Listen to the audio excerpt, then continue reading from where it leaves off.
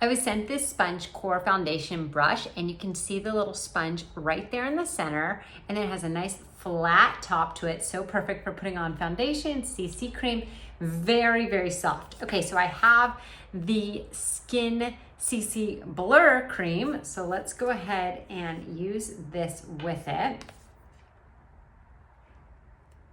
I always like to put it on the back just because it warms it up a little bit, and then I like to dab and kind of spin it around. It is on there, and let's brush it on. So easy.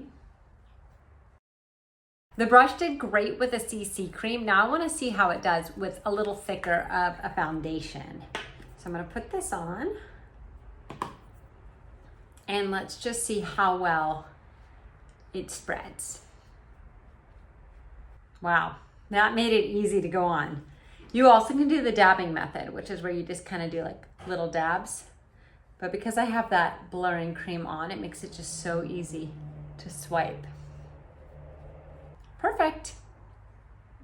And you can see a little bit of color on that sponge tip. So if you wanted to clean that off afterwards, you can, and you're ready to go for next time.